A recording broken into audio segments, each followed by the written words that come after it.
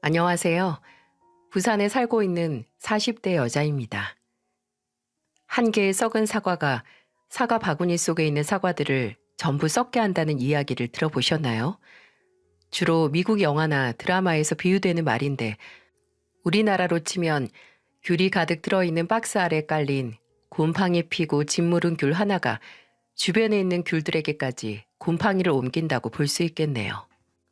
싱싱하고 아직 먹을 수 있는 과일의 선한 영향력보다는 이미 곰팡이 피고 물러가는 과일의 악한 영향력이 더 강하고 빠른 속도로 주변 과일들에게 영향을 끼친다는 거죠.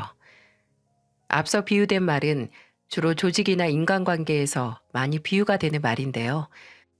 썩은 과일은 다른 과일에게 영향을 끼치기 전에 바로 골라서 박스 속에서 꺼내야 한다고 해요. 근데 만일 저 썩은 과일이 내게 곁에 있는 사람이고 가족이고 만일 사랑하는 사람이라면 여러분은 어떤 선택을 하시겠어요? 아마 처음부터 본인이 사회에서 썩어가는 과일이 될 거라는 걸 알고 사는 사람은 없겠죠. 저도 사회에서 또 내 가족에게 안 좋은 영향을 끼치는 사람이 되고 싶지 않았기에 지금 되돌아봐도 참 열심히 살아온 것 같아요. 혼자가 돼서 두 남매를 등에 업고 평생 멈추지 않고 달려오신 아버지와 또 하늘에서 저희 가족을 보살펴 주시는 어머니를 위해서 더욱 좋은 영향만 끼치는 그런 사람이 되고 싶었거든요. 어머니는 제가 고등학교도 들어가기 전에 이미 간암 투병 중이셨고 고등학교 2학년으로 올라갈 때쯤 세상을 떠나셨어요. 어머니를 떠나보내고 그리움에 사무쳐서 슬픈 것만큼 또 인생에 있어서 동반자이자 일생일 때 가장 큰 친구를 잃은 아버지의 외로운 뒷모습을 보는 게 더 괴로웠죠. 아버지는 집안의 가장이자 이제는 어머니의 역할까지 하셔야 했기에 두 어깨가 더 무거우셨을 거예요.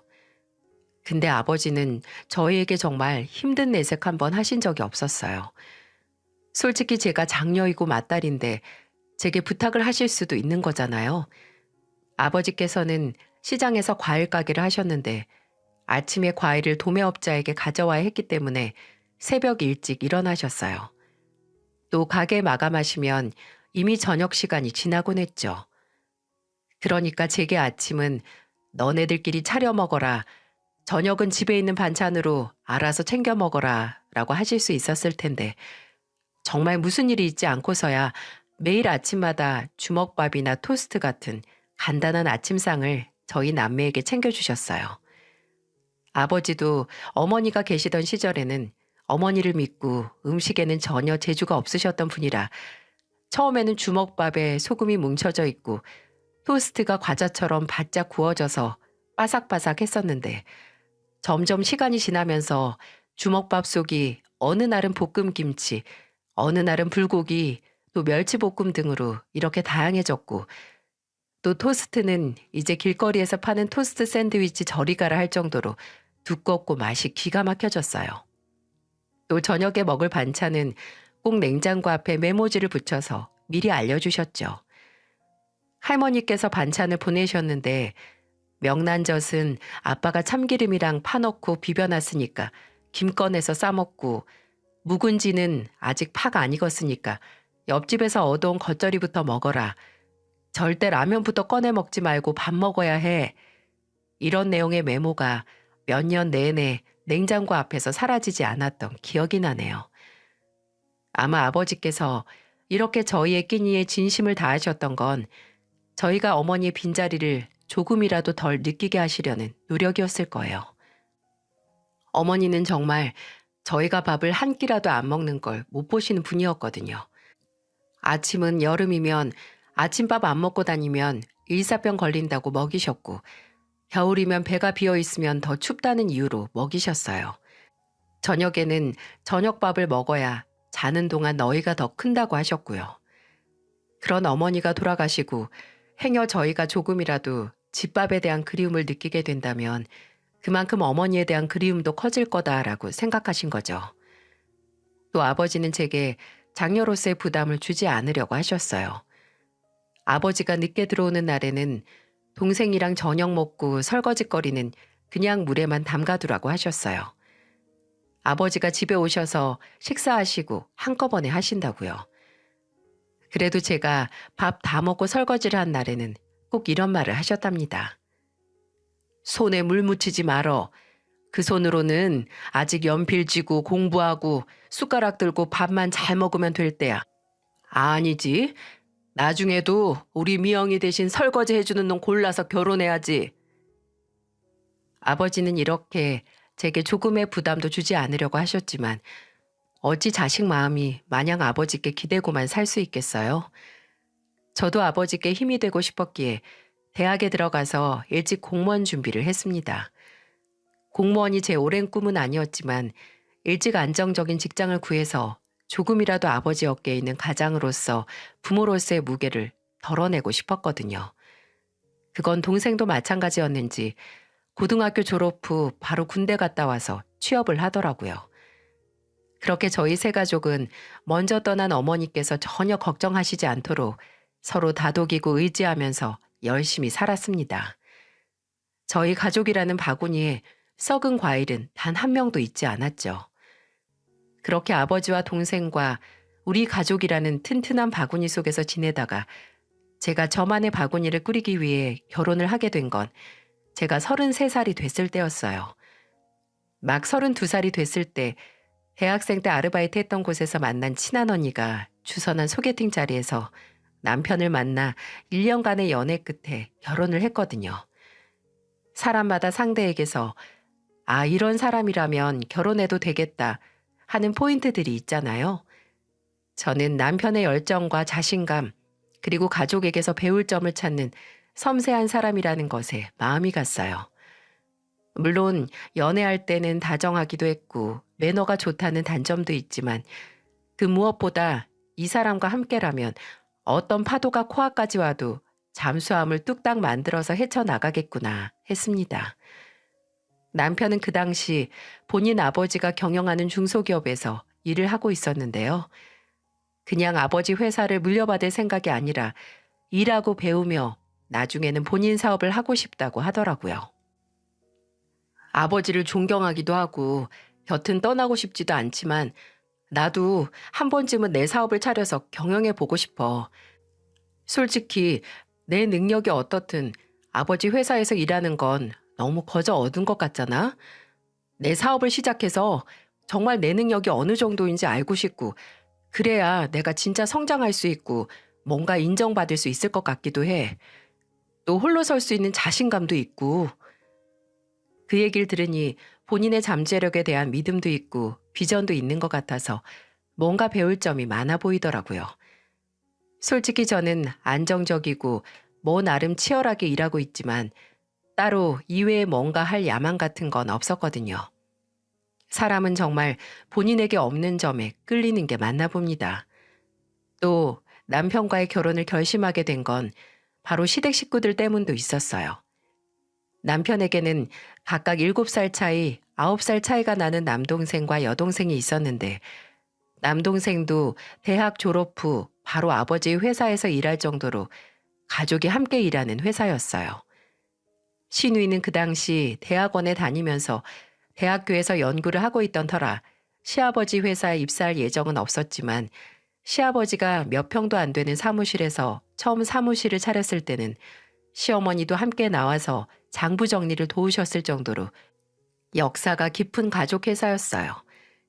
그래서 그런지 뭔가 유대감이 깊어 보이고 서로 으쌰으쌰가 잘 된다고나 할까요? 결혼 전 처음 시댁에서 저를 초대해 주셨을 때 저녁 식사 내내 시아버지와 시어머니가 회사를 차리고 남편이 함께 일하면서 일어난 에피소드와 앞으로 시동생이 회사에서 보여줘야 할 모습까지 정말 몇십 년에 걸친 기업 창립 스토리를 들었어요. 나 때는 회사에 이젠 한 사람에 2대, 3대도 있는 컴퓨터도 없었지. 죄다 손으로 하나하나 작성해서 쌓아 올린 회사야. 아버지, 요새 나 때는 이런 말로 시작하면 듣는 사람들이 다 딴 생각해요. 꼰대라고. 그래 이놈아, 나 꼰대고 구식이다. 미영아, 혹시 이 시애비 얘기가 지루했냐? 네? 아니요. 아버님, 저는 재밌게 듣고 있었는데요. 이 사람은 어차피 아는 얘기라서 재미없었나 봐요. 아, 아유, 우리 새아기 어쩜 이렇게 말도 예쁘게 잘하나? 아무리 내 아들이지만 우리 지훈이한테는 아깝네. 그간 가족이 함께 일을 하며 생겨난 크고 작은 에피소드. 예를 들어 남편이 처음으로 나간 거래처의 미팅을 너무 긴장을 해서 다른 회사 사무실을 찾아갔던 거나 시아버지가 경쟁업체 대표와 술자리에서 대작을 하다 끝까지 남아서 이긴 이야기 등등을 이야기하며 서로 눈을 반짝거리며 마치 어제 일어난 일처럼 이야기하는 모습이 굉장히 좋아 보이더라고요.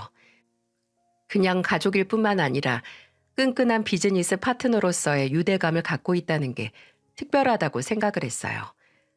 그 자리에서 저는 마땅히 할 얘기가 없어서 그냥 앞서 여러분에게 먼저 말한 것처럼 저희 아버지의 일화나 동생과의 관계 등을 이야기했는데 그 이야기를 듣던 시부모님은 조만간 빨리 저희 아버지를 만나보고 싶다며 세상에 좋은 부모님만큼 또 좋은 사람이 없다고 하셨어요.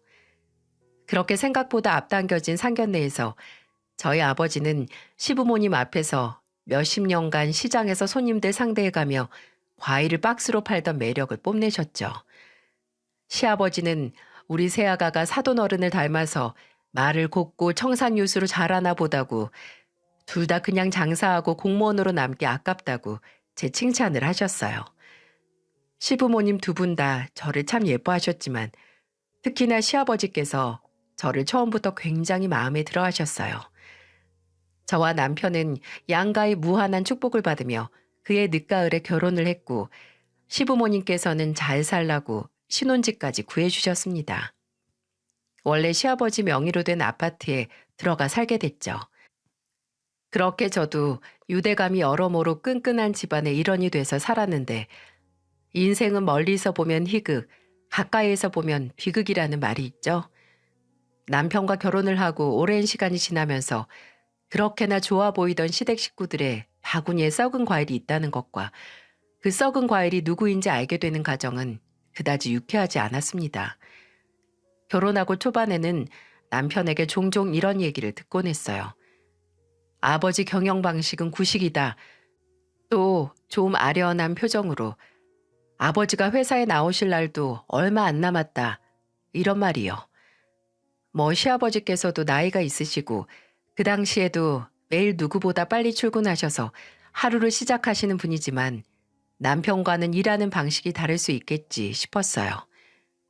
또 시아버지뿐만 아니라 그때 생산팀 팀장으로 있었던 시동생도 지웅이는 아버지를 닮아서 사람이 좀 꽉 막힌 구석이 있어. 어린 놈이 벌써부터 그러면 일하기 힘든데 말이야. 라는 식의 말도 종종 했었어요. 그때는 아직 시아버지 회사 일에 대해 잘 알지 못했기에 그냥 남편이 그렇게 느낄 만한 일이 있었나 보다 하고 넘어갔죠. 시아버지는 그래도 옛날 분이니까 남편과 일하는 방식이 자주 부딪히는 건 이해가 갔는데 시동생은 좀 의아하더라고요. 시동생은 제가 결혼을 하고 초반에는 자주 만나지도 못해서 잘 알지 못했는데 제가 결혼하고 2년 뒤에 첫째를 낳았을 때부터 친해지기 시작했어요. 시동생은 정말 알아주는 조카 바보였거든요. 그때 아직 30대 초반이었던 시동생은 일도 시작한 지 얼마 안 되고 결혼 생각도 없어서 그런지 아직 빨리 결혼해서 자식을 갖고 싶다는 것보다 눈앞에 있는 조카가 우선이었나 봐요. 종종 택배로 저희의 장난감이나 옷, 신발 같은 걸 사서 보냈고 예전에 본인이 잘 읽던 전집이 있다고 우진이가 한글 떼면 꼭 말씀하세요, 형수님. 제가 그 책들 어렸을 때 정말 눈이 빠져라 읽을 정도로 재밌었거든요. 라고 조카에게 물려주겠다고 하더라고요.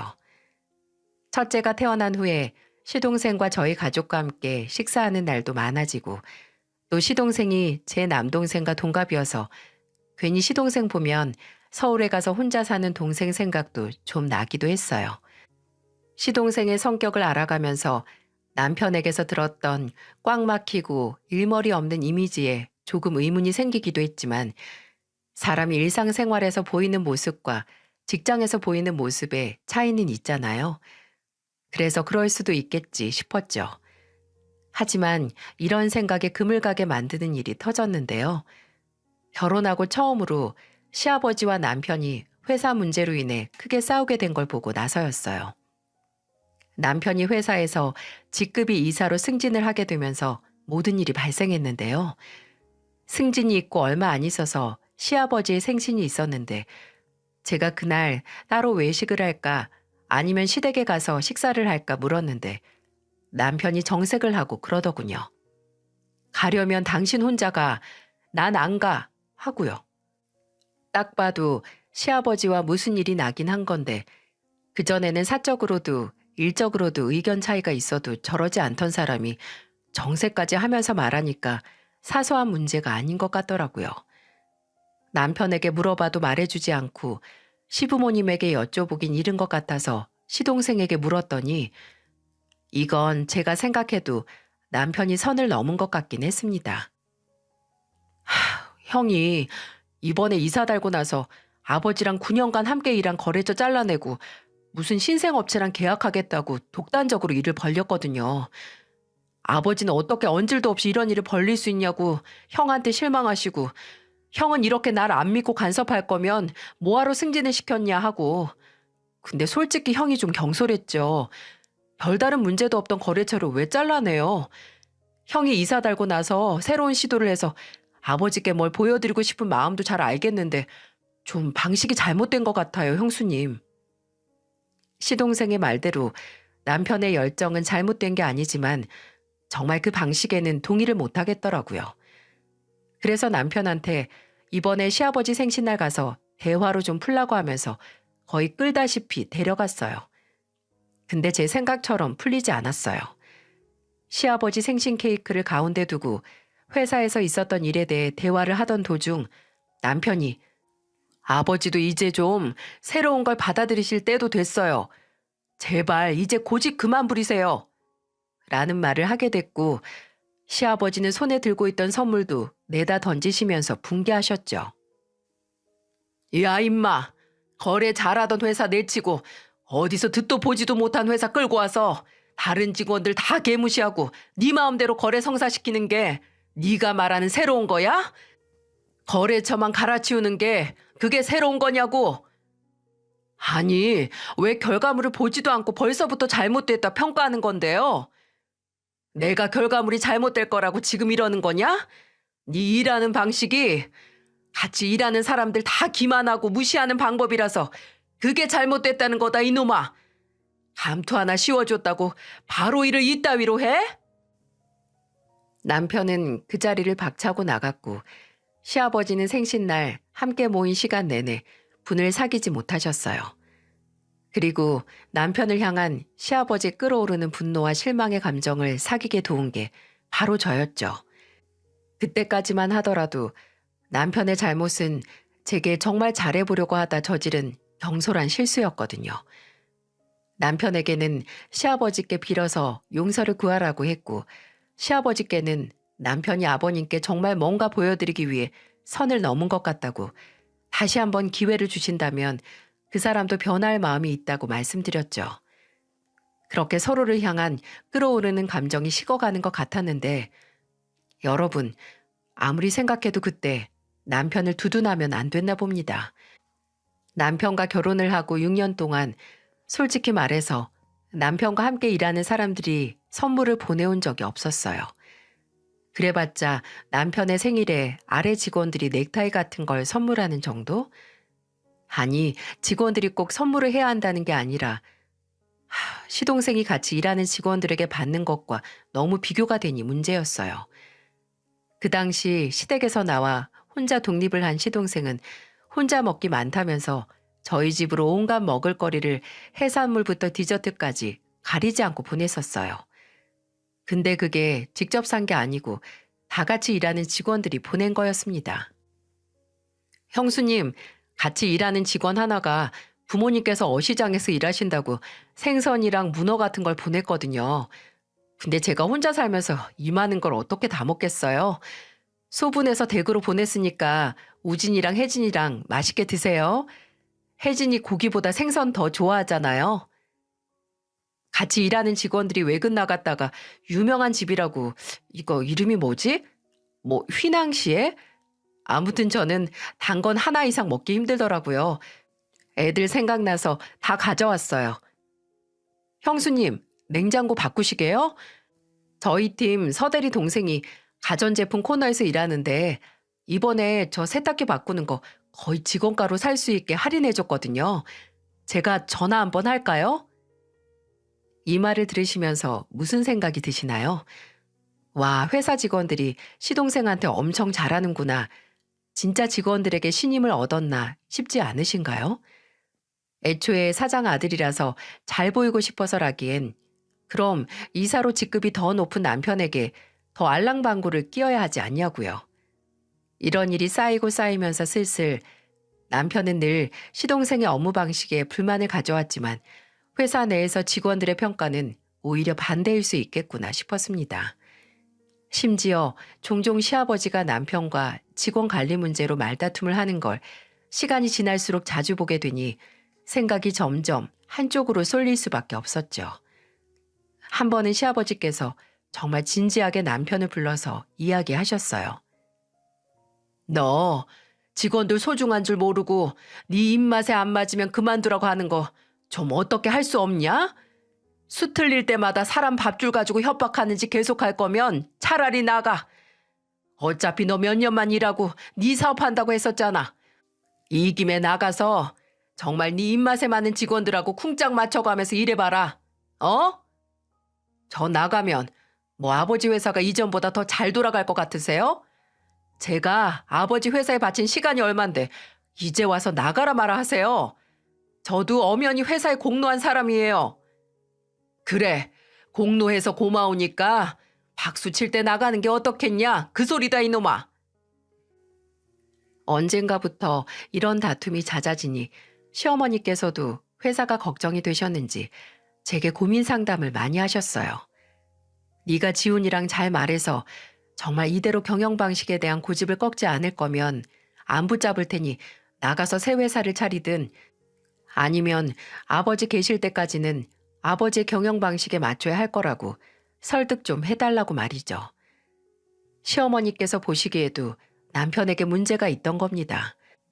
아, 그리고 이 이야기를 들으면서 시동생이 제게 필요 이상으로 싹싹하고 잘한다고 생각하시는 분들이 있을 것 같은데 사실 제가 시동생의 생명의 은인이었거든요. 둘째가 돌이었을 때 돌잔치는 건너뛰고 그냥 가족들끼리 중식집에서 조촐하게 식사를 했었습니다. 근데 음식을 잘 먹던 시동생의 얼굴이 갑자기 노랗게 뜨는 거예요.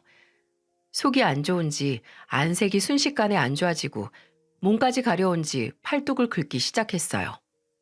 심지어 나중에는 숨을 몇 번 헐떡이더니 앉아있던 의자에서 떨어져 의식을 잃기까지 해서 함께 있던 가족들은 패닉이었죠.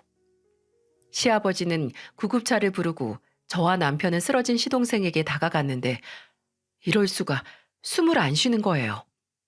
근데 사람이 진짜 공황이 올 만한 상황에서 오히려 차분해지면서 당장 조치를 취해야 하는 방법이 불현듯 떠오르는 순간이 오더라고요.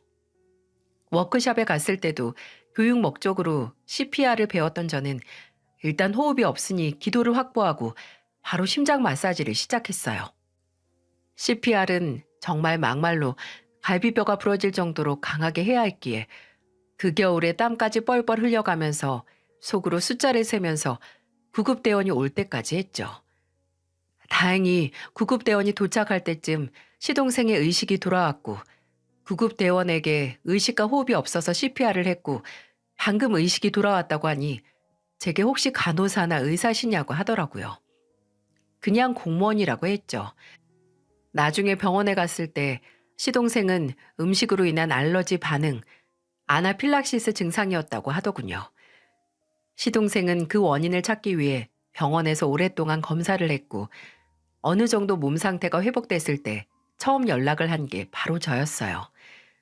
원래도 제게 원래 형이나 동생보다 누나가 있었으면 했다 라며 잘 따르던 시동생은 저를 생명의 은인으로 모시겠다며 천년의 약속 같은 말을 했습니다.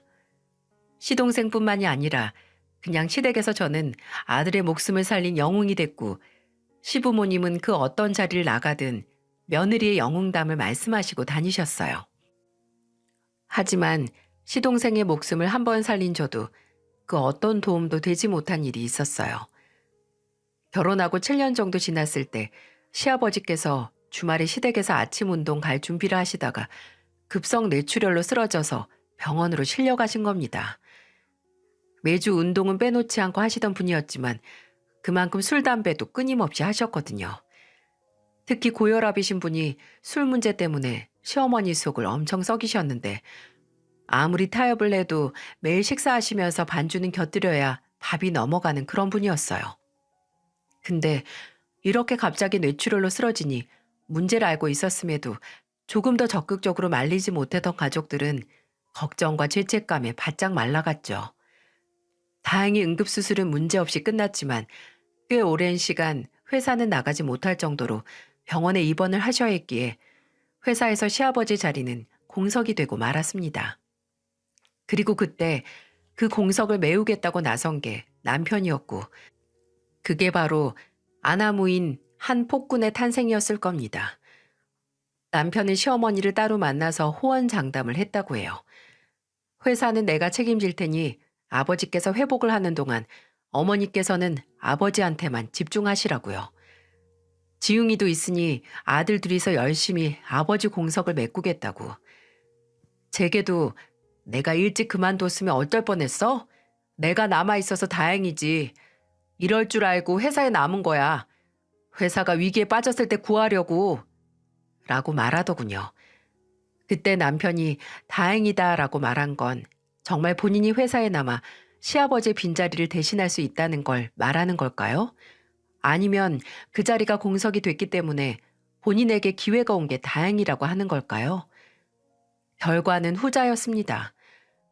남편은 시어머니께 말씀드린 것처럼 시동생과 함께 회사 일을 하지 않았어요. 시아버지께서 쓰러지신 후 넉 달도 가지 않아서 시동생은 그전보다 더 저희 집에 찾아왔거든요. 형이 전화도 안 받고 회사에 붙어 있지도 않아서 만날 수가 없다고 하면서 말이죠. 어느 날은 시동생이 집에 오더니 남편에게 다발로 된 서류 뭉치를 던지더니 소리를 질렀습니다. 이게 뭔 줄 알아? 형이 2달 동안 자른 직원들 퇴직서야, 퇴직서. 대체 왜 이러는 거야? 목적이 뭐냐고. 왜 인사고갈 전혀 문제도 없고 잘 일하던 직원들을 자르고 강등시키고 팀을 마구잡이로 옮기게 하는 건데. 야, 너 진짜 머리가 안 돌아가냐? 내가 왜 이러는지 모르겠어? 사장 자리 공석이라고 해이해진 직원들한테 경각심도 주고 내 옆에서 잘 보잘 유능한 직원들 새로 뽑는다는데 뭐가 문제야? 너 네가 나랑 같은 곳에 소속되어 있다고 착각하나 본데 너 아직 나보다 7년은 한참 경력 미달이야. 알아? 나보다 7년이나 경력이 차 있어서 여직원들한테 성희롱 발언해서 당장 모가지 소리 나오고 있는 서 차장을 부장으로 승진시켜? 제정신이야? 누가 형 목적 모를 줄 알아? 아버지 안 계신 틈에 무능한데 형 발바닥 핥으면서 가만히 있을만 하는 인간들로 회사 채우려는 거 누가 모를 줄 알아? 그 인간들이야 형이 뭐라고 하던 다 멋지고 훌륭한 아이디어라고 치켜세우니까 아버지랑 어머니가 피땀 흘려 일군 회사를 형 유토피아로 만들려고. 그거 아니야? 제가 봐도 남편은 고삐가 풀린 망아지 같았어요. 주인 없는 초원이 내 차지라고 영역 표시란 표시는 다 하고 다니는 망아지 말이죠. 나중에는 시어머니까지 오셔서 아버지 알기 전에 당장 수습하라고 남편을 다그치셨지만 소용없었습니다. 시어머니는 병원에서 시아버지를 돌보고 시동생에게 듣는 일로 회사 걱정하시느라 하루하루 말라가셨어요. 그래서 제가 연차 월차 쓰고 또 주말에는 시어머니께 그냥 시댁에서 애들만 봐달라고 한 뒤에 시아버지의 간병을 하게 됐죠. 근데 시아버지 간병을 하면서 시아버지께서도 이미 회사에서 일어나는 일을 알고 계신 것 같다는 느낌을 받았어요. 종종 심각하게 전화를 받으시기도 하고 제게 남편의 요즘 상태에 대해 묻기도 하셨고요. 남편은 시아버지 수술이 있던 날 이후로 단 한 번도 시아버지를 뵈러 안 오기도 했거든요. 본인은 바쁘다고 다 아버지 위한 거라고 하는데 도저히 주변에서 일어나는 일을 생각하면 믿을 수가 없었습니다. 그러다 이 인간이 정말 갈 때까지 갔다는 생각을 하게 된 일이 있었는데요. 그날도 거실에서 고래고래 소리 지르면서 누군가와 싸우고 있는데 잠깐만 들어도 시동생과 하는 통화였어요. 야, 꼬우면 네가 나가. 내가 필요해서 뽑았다, 내가. 그냥 너는 너 따라가겠다는 반푼이들 데리고 나가서 회사 차린다고 해도 아무 소리 안 할 테니까 저리 싫으면 중이 나가라고. 그렇게 전화를 끊고 한동안 씩씩거리더니 뒤에 있던 저를 흘끔 보더니만 진짜 이렇게 사연을 보내면서도 저 스스로 글로도 쓰기 어려운 말을 내뱉었어요. 이 자식 진짜 내보내야겠어. 형 보기를 아주 웽웽거리는 모기만도 못하게 우습게 보고 말이야. 아, 당신이 그날 얘 CPR만 안 해줬어도 이런 귀찮은 일이 안 생겼잖아. 이게 지금 무슨 말인지 이해가 가시나요? 저는 지금도 소름이 확 끼쳐요. 귀찮은 듯이 얼굴을 찡그리면서 네가 내 동생을 그날 살려서 내가 지금 이렇게 힘들다는 말을 하는 인간이 사람인가요? 순간 찬물 수준이 아니라 시베리아 얼음물이 방 안에 뿌려진 것 같았고 저는 정색을 하고 말했습니다. 당신 지금 그게 할 소리야? 아, 왜 그래? 사람이 그냥 농담으로 한 말을 다큐멘터리로 받아들이네? 당신 농담은 동생이 죽어서 내 걸림돌이 안 됐어야 한다는 게 들어가? 농담 2번 했다간 언젠가 나도 죽었으면 하겠네. 사람이 아무리 그래도 해도 되는 말이 있고 안 되는 말이 있는 거야. 여보도 참 결혼하고 지웅이 그 자식이나 아버지랑 친하게 지내서 사람이 각박해졌다. 사람이 농담을 했으면 좀 웃어. 정색하면서 시비 걸지 말고. 사람이 웃길 바라면 그딴 기분 잡친 소리를 던지면 안 되지. 당신이 던진 저급하고 농담 같지도 않는 말에 웃길 바라면 가족이 아니라 돈 주고 고용한 방청객 앞에서나 해. 어차피 방청객들도 당신 농담 듣고 받은 돈 당신한테 당장 던지고 자리 뜰 테지만 이때부터였던 것 같아요. 정말 제 속에 일말로 남아있던 남편에 대한 신뢰가 와르르 무너지기 시작한 게 말이죠. 그리고 그게 완전히 허물어져 티도 안 남게 되기까지 얼마 걸리지 않았어요. 남편에게는 적이 너무 많았거든요. 어김없이 주말에 접대 골프인지 뭔지 간다고 나갔던 남편을 뒤로 한 채 저도 아버지께 애들을 맡기고 시아버지께 가보려던 참이었어요. 시아버지께서는 그때 몸 상태가 많이 호전돼서 병원에는 재활치료를 받으러 가시고 집에서 요양 중이셨거든요. 근데 그때 초인종 소리가 들리면서 예상치 못한 손님이 찾아왔더라고요. 시동생이었어요. 저는 언제나와 같이 또 남편이 전화도 안 받고 시동생을 피해 다니니 집에서 한판 하려나 보다 싶어서 한숨을 쉬면서 말했어요. 그 사람 집에 없어요. 골프 친다고 아침에 나갔어요. 알아요. 그거 알고 집에 형 없을 때 온 거예요. 네? 그게 무슨... 형이 오늘 가는 거 접대 골프라고 했죠? 나이 한참 어린 여자한테 제발 더 만나달라고 돈 자랑하는 것도 접대라고 하면 접대라고 볼 수 있겠네요. 순간 이게 무슨 소린가 했습니다. 제가 아무 말도 안 하고 있으니 시동생은 제게 앉아서 말하자고 했고 저희는 식탁에 마주보고 앉게 됐어요. 시동생은 제 앞에 노트북 한 대를 펴놓고 이런 말을 하더라고요. 형수님이 어떻게 받아들이실지 모르겠지만 저만, 아니 어차피 회사 내에서 아는 사람은 다 알고 있고 그중에 형수님이 없다는 게 아무리 생각해도 불공평한 것 같아서 가져왔어요. 지금 보여드리는 사진이나 영상에 대해 제가 미리 사과드릴게요. 그딴 놈을 형으로 30여 년을 살아왔던 거요. 그렇게 말한 시동생이 제게 보여준 건 뭐라 설명해야 할까요? 남편이 오피스 와이프와 사내에서 지들끼리 더러운 소꿉놀이 하는 걸 봤다고 해야 할까요? 사진은 회사 내부로 보이는 곳에서 남편이 20대 중반으로 보이는 정말 한참은 어려 보이는 여자와 손을 잡고 있고 비상구 계단에서 껴안고 있고 영상은 주차장으로 보이는 곳에서 같은 차에서 내리는 영상과 탕비실이라고 적힌 방으로 들어가 문을 닫고 더 이상 말 안 해도 아시겠죠? 제가 그 더러운 증거들을 보고 한참 말이 없자 시동생이 입을 열었어요. 이 여자 형이 한 달 정도 전에 뽑은 형 비서예요. 몇 년 동안 비서도 없이 살던 사람이 무슨 비서냐고 하니까 신경 끄라고 그만큼 일이 많다고 하던데 진짜 일은 이런 일이었던 거죠. 이 여자 뽑히고 몇 주 정도 뒤에 회사에 점점 소문이 돌기 시작했는데 뭐 둘이 손잡고 있는 걸 봤다. 점심때마다 같이 나가더라. 어떤 직원은 같이 퇴근하는 것도 봤다고 하더라고요.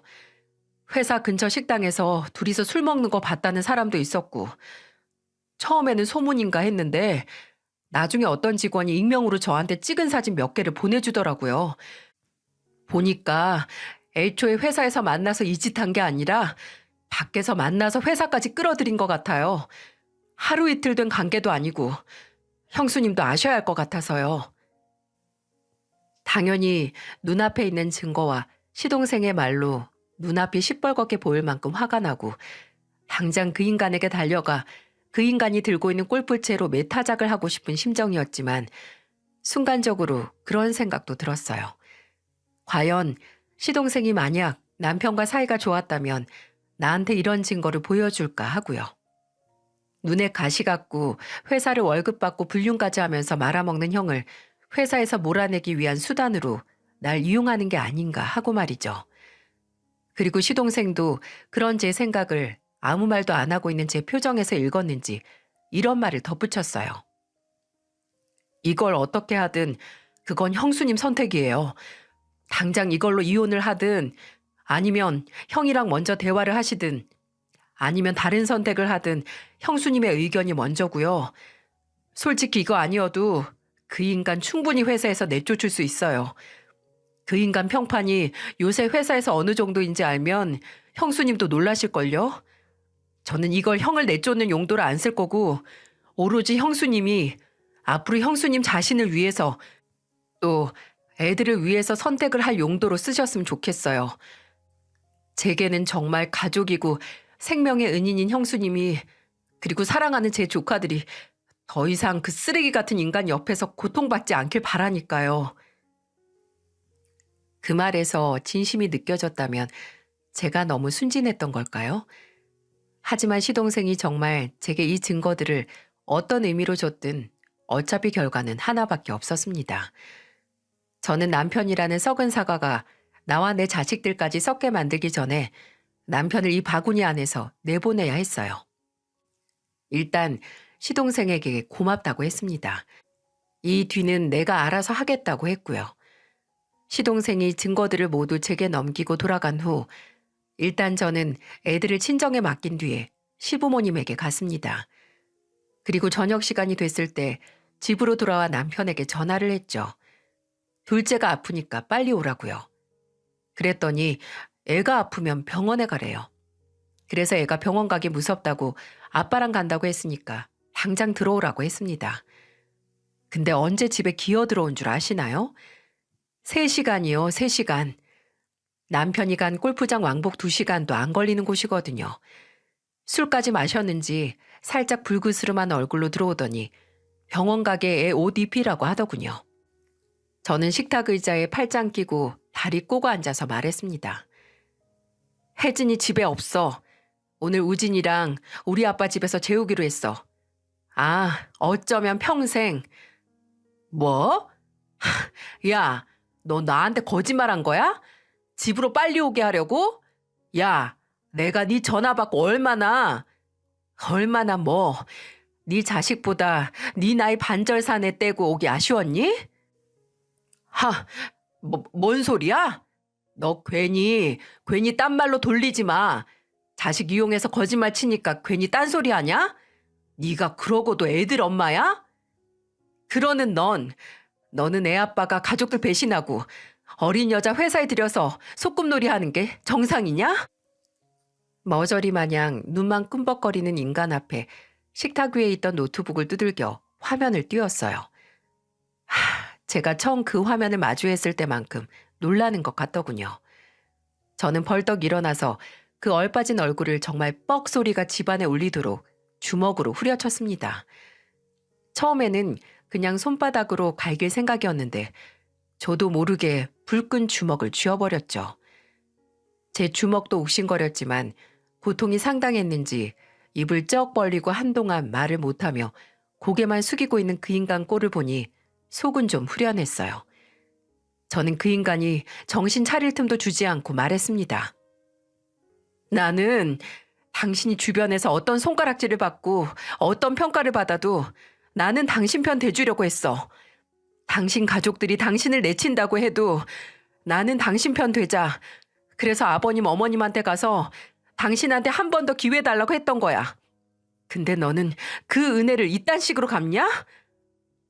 야, 너 이거 누구한테 받았어? 강지웅이지? 그치? 그 새끼가 나 회사에서 몰아내려고 작당하고 당신 이용하는 거잖아. 이용하든 말든 이제 곧 남들 네가 알 거 없고 그래도 네 동생은 은혜를 이렇게 갚기라도 하네. 근데 넌 뭐니? 어차피 너도 곧 네 혈육들한테 버려질 텐데 내가 먼저 버려줄게. 뭐? 너 그거 무슨 소리야? 내가 이 사진이랑 영상 받고 뭐부터 했을 것 같아? 당신이 월급 받아가면서 더러운 짓 하던 그 회사 원래 주인 아버님이랑 어머님 보고 왔어. 그 두 분이 이거 보고 나한테 뭐라고 하셨을까? 맞아요. 저는 그날 시아버지가 계신 병원에 가서 남편이 저지른 모든 짓을 말했습니다. 어머님, 아버님께서 가장 힘드실 때 이런 말씀드려서 정말 죄송해요. 근데 저 정말 이 인간이랑은 못 살겠어요. 회사에서 다른 여자 만진 손으로 우리 애들 만진다고 생각하니까 벌써부터 속이 뒤집어지고 정말 나중에는 후회할 것 같은 짓까지 저지를 것 같아요. 어머님, 아버님, 죄송합니다. 장남은 정말 거지 같지만 저희 시부모님은 정말 좋은 분들이거든요. 혹시 남편은 어디서 주워서 키우신 게 아닐까 싶을 정도로 남편과는 아예 다른 종류의 인간상 같았습니다. 그런 분들에게 가장 힘들 시기에 이런 소식을 전한다는 것 자체로도 괜히 죄송하고 죄인이 된 것 같았죠. 근데 시어머니는 저와 함께 우셨고 시아버지는 정말 오랫동안 말을 잊지 못하셨어요. 시어머니는 제 손을 붙잡고 말씀하셨습니다. 미우나 고우나 내 자식인데 그놈이 너한테 이런 짓까지 저지른 걸 알고도 너를 어떻게 잡겠니? 미영아, 우리한테 미안할 거 없다.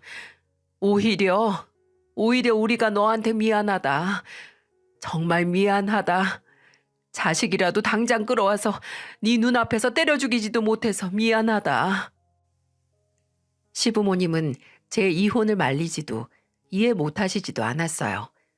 오히려 제 고통과 슬픔에 공감하셨고 사과를 해주셨죠. 귀한 집 딸을 못난 아들 만나게 한 걸 사과하셨습니다. 근데 이걸 모르는 남편은 네가 아무리 우리 부모님에게 예쁜 며느리라도 아들만 하겠냐며 오히려 떵떵거리더군요. 두고 보자며 지금 나랑 이혼하면 네 손해고 나는 오히려 좋다고 어찌나 뻗대던지. 저는 그 순간을 즐기라고 하고 미리 싸둔 짐을 들고 그 썩어가는 바구니 속에서 탈출을 했습니다. 저는 친정에서 지내며 바로 그 인간의 더러운 외도를 증거로 이혼 소송을 시작했어요.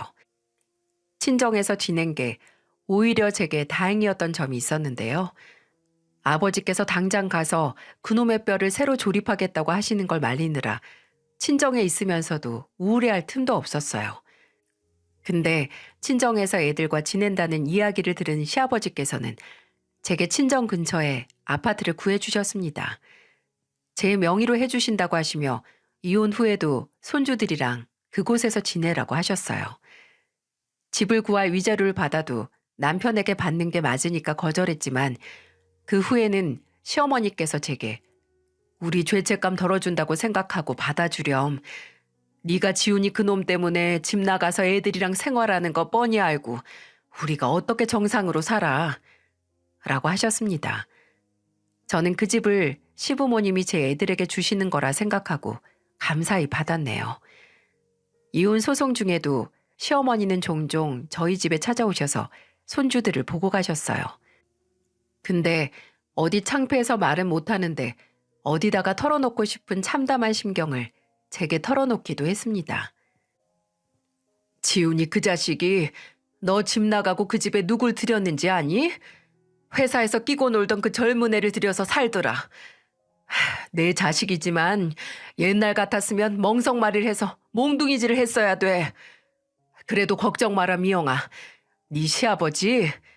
아유 내가 이 말이 입에 안 붙는다. 애들 친할아버지가 걔 집에 들여서 산다는 거 듣고 그 집에서 지훈이까지 쫓아낸다고 했어. 그 둘 다 회사에서 쫓겨났다는 말은 들었지? 네, 맞아요. 남편, 아니 그 인간과 그 인간이 만나던 한참 어린 그 여자는 제가 이혼소송 변호사를 구하기도 전에 회사에서 내쫓겼습니다. 시아버지는 회사 경영과 집안일 둘 다 신나게 말아먹고 있는 남편을 두고 보지 않으셨어요. 시동생에게 듣기로는 남편은 나가면서도 회사 직원 절반을 데리고 경쟁업체를 설립할 거라고 시아버지를 협박했지만 참 비참하게도 남편을 따라 나선 직원이 하나 없었다죠. 그냥 허울만 회사 이사 자리에 앉아있던 거고 믿을 만한 리더감은 전혀 아니었나 봅니다. 그 인간은 저와 이혼 소송 기간 동안 쭉 사무실 하나 못 차리고 백수로 지냈고 심지어 같이 살던 그 여자도 그 남자를 떠났다고 해요. 시아버지께서 시아버지 명의로 된 그 집에서 정말 내쫓으셨거든요. 어쩌면 당연한 결과 아닌가요? 직업도 집도 없고 심지어 인성도 개차반 나서 가족들에게 버림받기까지 한 지 나이보다 2배 가까이 많은 남자 곁에 남을 머저리가 있을까요? 그럼에도 불구하고 본인 곁에 남아있을 거라 믿은 그 인간이 머저리인 거죠. 전 남편은 이혼 후에 제게 양육권도 재산도 털려서 소송이 끝난 후에는 본인에게 남은 돈과 시어머니께서 빌려서 조금 받은 돈으로 작은 전셋집을 구했다고 지난해 첫째 조카 생일 선물주로 들른 시동생을 통해서 들었어요. 진짜 부모가 되기 전까지는 모르나 봐요. 내 자식이 어디까지 망가져도 그래도 자식은 자식인지 어머니는 도저히 마지막 남은 끈을 놓지는 못하시더라고요. 말로는 안 보고 산다고 하시는데 돈을 빌려주시는 걸 보면 그래도 부모로서 완전히 끊어내지는 못하시는 거겠죠. 저도 그 말이 공감이 되면서도 또 만약에 내 아들이 내 딸이 큰 사고를 치면 그 어떤 이유라도 끊어내지 못할까 싶더라고요. 상상일 뿐이었지만 나는 달라, 나는 매몰차게 끊어낼 거야 라고 말을 못하는 걸 보면 자신은 없는 것 같네요. 그리고 지난 크리스마스에 전혀 반갑지 않은 선물이 저희 집에 왔는데요. 바로 남편이 아이들에게 보낸 크리스마스 선물이었어요. 보낸 사람 이름에 그 소름 끼치는 이름 석자가 적힌 걸 보고 정말 육성으로 욕이 나왔습니다. 시동생에게 듣기로는 그때까지 일도 못 구해서 백수라고 하는데 무슨 돈으로 산 건지 저는 애들이 보기도 전에 얼른 포장만 뜯고 인형과 장난감이 든 상자에 싱크대에 있던 과일 껍질을 넣어서 도로 동봉해서 반송했어요. 어딜 감히? 지가 먼저 나와 애들을 배신했다는 사실은 크리스마스를 맞이해서 셀프로 용서를 한 건지 빤히 있고 이딴 뻔뻔한 짓을 하나요? 100번 보내라죠. 집에 있는 쓰레기란 쓰레기는 죄다 보낼 거고 저야 쓰레기 봉투 값 안 내서 좋겠죠. 저는 지금도 친정 근처의 시부모님께서 주신 아파트에서 아이들과 안락하게 살고 있습니다. 혼자서 애 2명을 돌보는 게 정신적으로도 육체적으로도 힘들어서 공무원 일은 그만둔 상태예요. 시부모님은 이 소식을 들으시고 혹시 다른 일을 시작하고 싶거나 가게를 내고 싶다면 바로 말하라고 차려주겠다고 하셨지만 어찌 마냥 받을 수가 있겠어요. 그 출발은 저 스스로 해내야죠. 솔직히 젊은 시절 그토록 힘들게 공부해서 얻어낸 일을 포기한다는 게 정말 한쪽 팔을 끊어내는 것처럼 힘들었지만 저와 아이들의 새 출발을 위한 작은 희생이라고 생각하면 쓰린 속이 좀 괜찮아지더군요.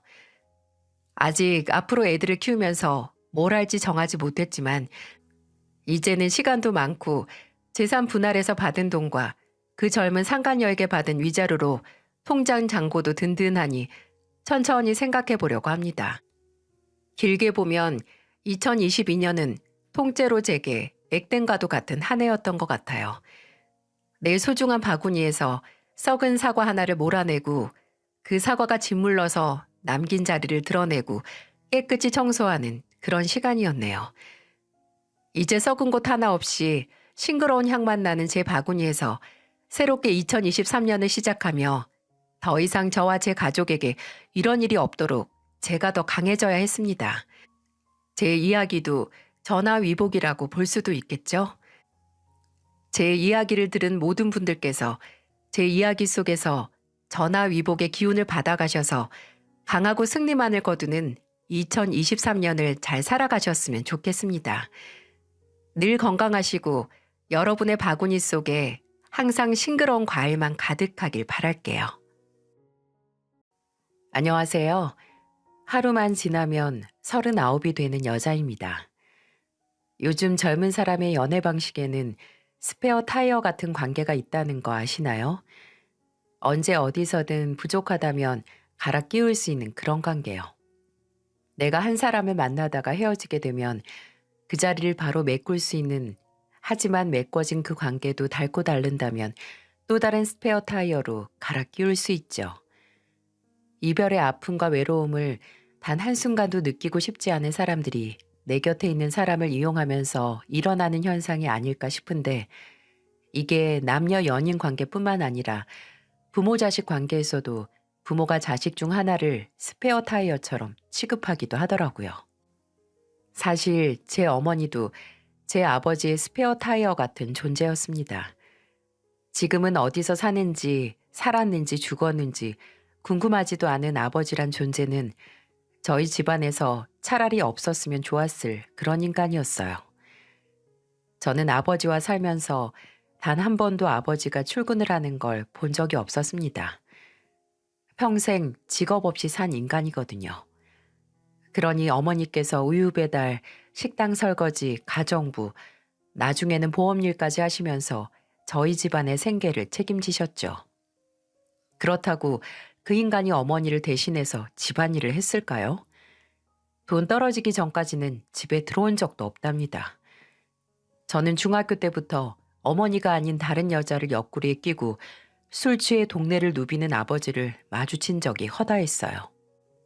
그리고 아버지는 만나던 여자 집에서 내쫓기고 돈까지 떨어지면 슬금슬금 집으로 돌아와 어머니에게 들러붙어 이제 와서 마누라 하면서 돈과 애정을 갈구했었고요. 안 그래도 저도 동생도 아버지를 인간 취급도 안 하고 싶었는데 이 인간 나중에는 어머니에게 손찌검까지 하더라고요. 어머니는 그래도 자기 자식의 아버지고 가족이니 조금이라도 아버지가 정신을 차리길 바랐는지 지인에게 묻고 물어서 아버지가 일할 만한 일자리를 하나 구해오셨어요. 그래서 어머니가 아버지에게 진지하게 이제 자리 좀 잡고 애들 대학 들어가기 전에는 돈을 더 모아야 하지 않느냐라고 말을 꺼냈더니 아버지란 인간은 본인에게 요구하는 게 왜 이렇게 많냐고 하면서 날뛰다가 기어이 손을 들어서 어머니 얼굴을 쳐버렸습니다. 그리고 지 분에 못 이겨서 술을 먹더니 또 집을 나가버렸죠. 그리고 그날 새벽 어머니는 자고 있던 저와 동생을 깨워서 잔뜩 지친 얼굴로 말하셨어요. 수민아, 수정아, 엄마 네 아빠랑 이혼할 거야. 도저히 저런 인간을 남편이라고 가족이라고 옆에 두고 살 수가 없다. 너희에게 미안하지만 너희를 생각해도 도저히 버틸 수가 없어. 만약 너희가 아빠를 따라가고 싶다면 엄만 말리지 않을게. 어머니는 못나고 무능한 아비라도 아빠라고 저희가 그렇게 생각할 줄 아셨나 봐요.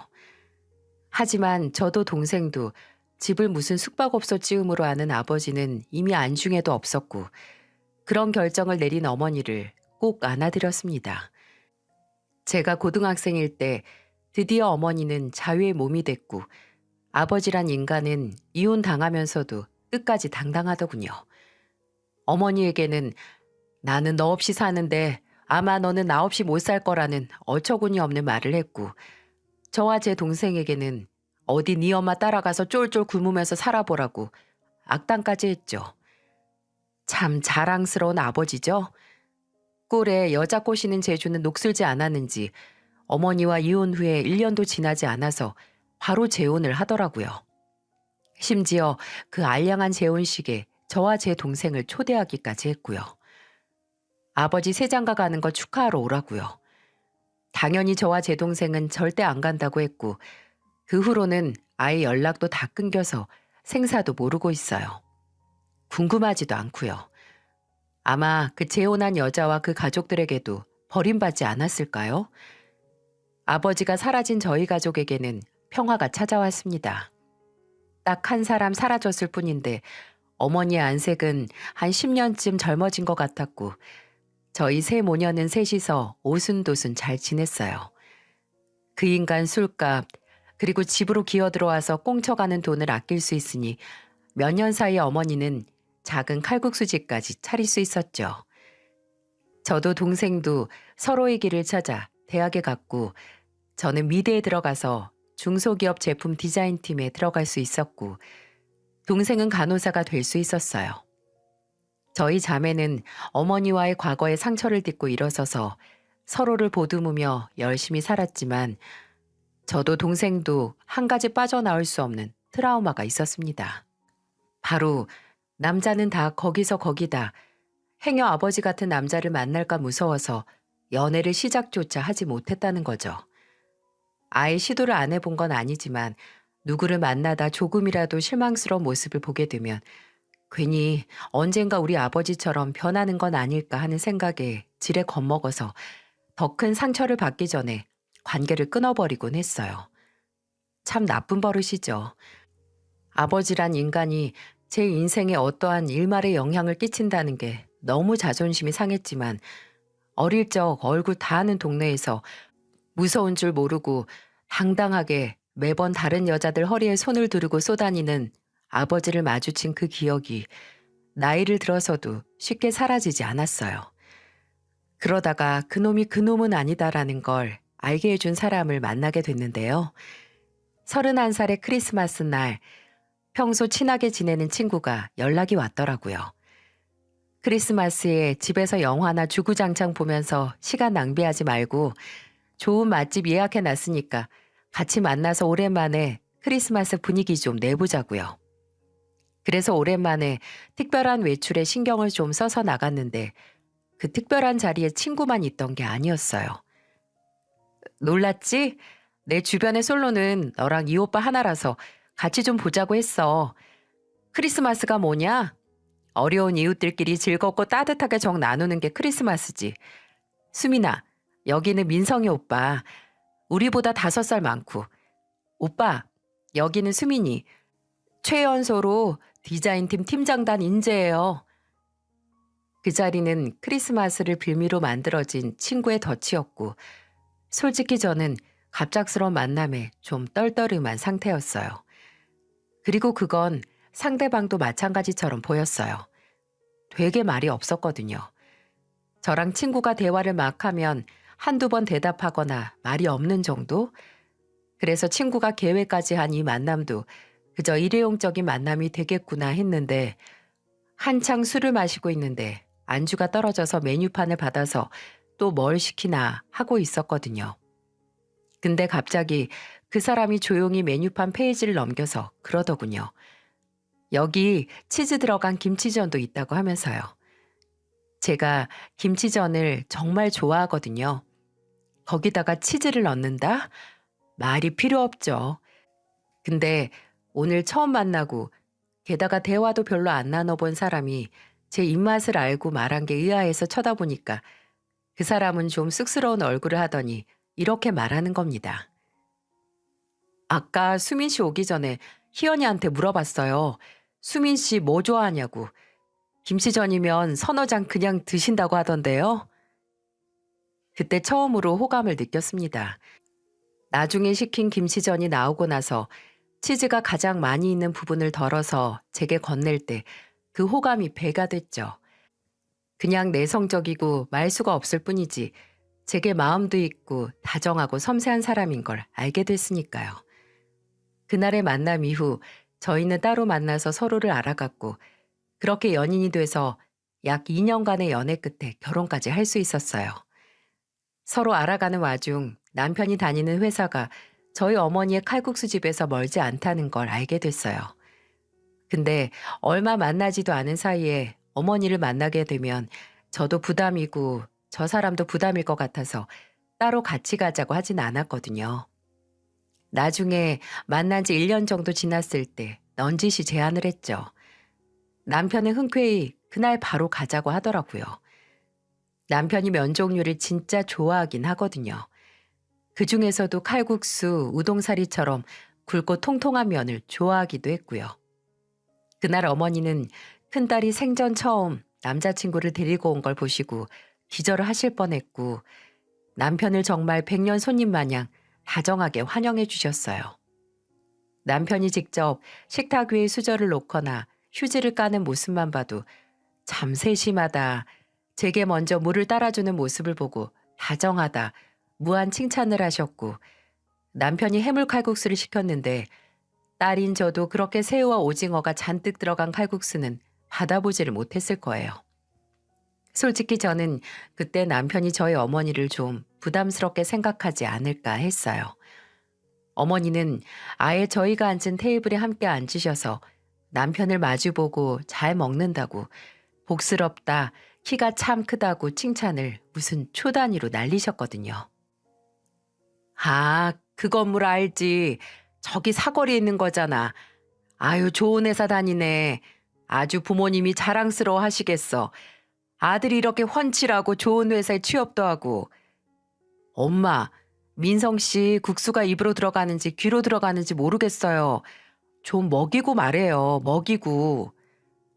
어머니는 마지막까지 우리 민성이는 누구를 데려오든 다 무료라고 언제든 국수 먹고 싶으면 오라고 하셨지만 솔직히 저는 이제 남편이 어머니 식당에 안 오겠구나 했거든요.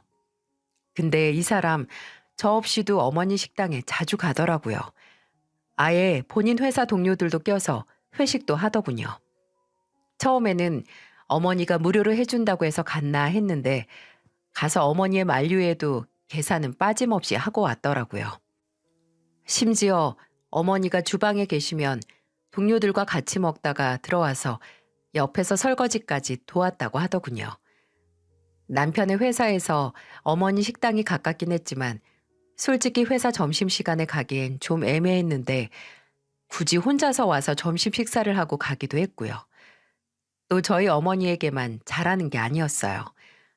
한번 어머니 식당에 같이 갔다가 제 동생도 마주치게 됐는데 그 후에는 동생에게 용돈을 챙겨주기도 해서 동생이 제게 그러더라고요. 본인까지 안 챙겨줘도 되는데 언니 애인이 무리하는 것 같다고 말이죠.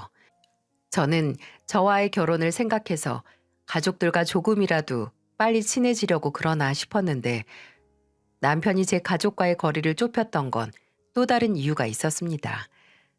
하루는 남편의 자취방에서 저녁을 함께 만들어 먹고 맥주 한잔 하고 있는데 제가 그냥 가벼운 말로 그랬어요.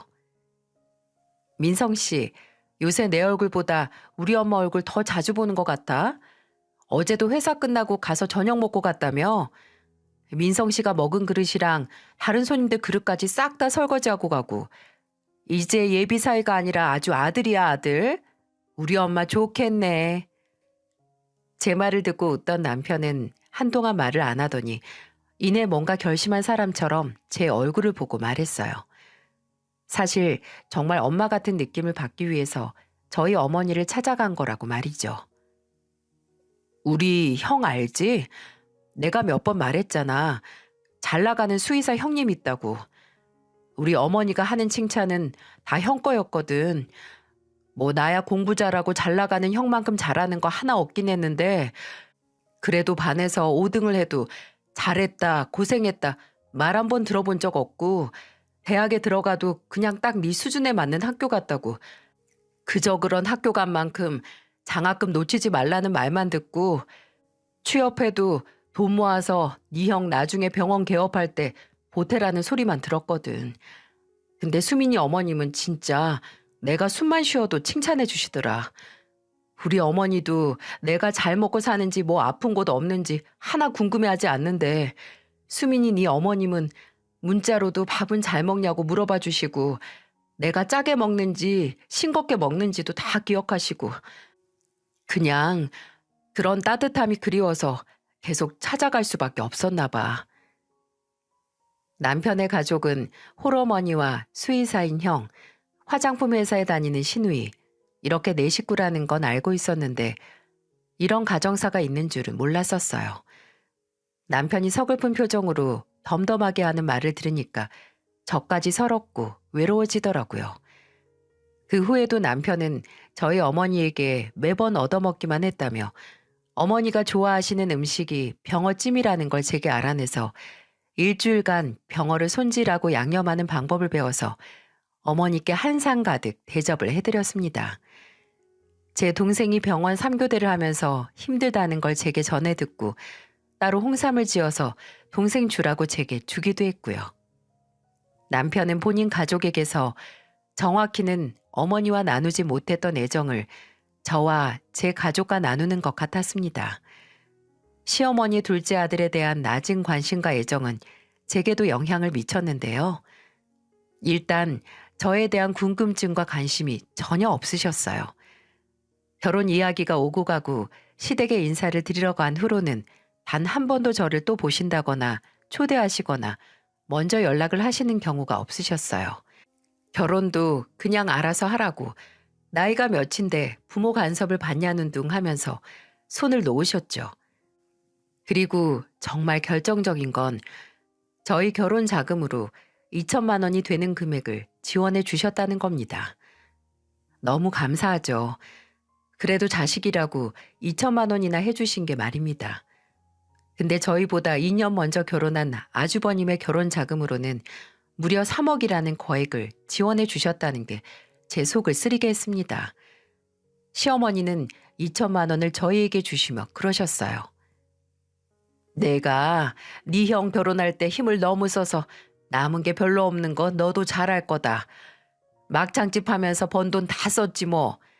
그쪽에서 민욱이 병원 개업해준다고 하는데 내가 집 마련하는데 그 정도는 보태야 체면이 서지. 이것도 내 쌈짓돈 탈탈 턴 거니까 감사히 받아서 아꼈어. 그래도 혼수할 때는 보탤 수 있지 않겠니? 그냥 잘 살라고 행복하게 살라고 하시면서 주셨으면 너무 감사하게 받았을 돈이었어요. 근데 굳이 아주버님과 비교하고 잘 사는 형님의 친정에서 병원을 개업해 줬다는 걸 운운하며 2천이면 너희 조건에 감지덕지라는 뜻을 내비치는 시어머니의 말씀에 속이 쓰리더군요. 남편은 나중에 제게 어차피 시어머니에게 기대도 안 했다고 우리끼리 잘 살자고 말했어요. 저희는 아주버님네처럼 인류 호텔에서 억이 넘는 결혼식이 아닌 평범하고 소소한 결혼을 했고 서울의 34평대 아파트가 아닌 20평대 빌라에서 신혼을 시작했어요. 첫 시작이 아주버님네처럼 차고 넘치고 화려하진 않았지만 저와 남편은 행복했어요.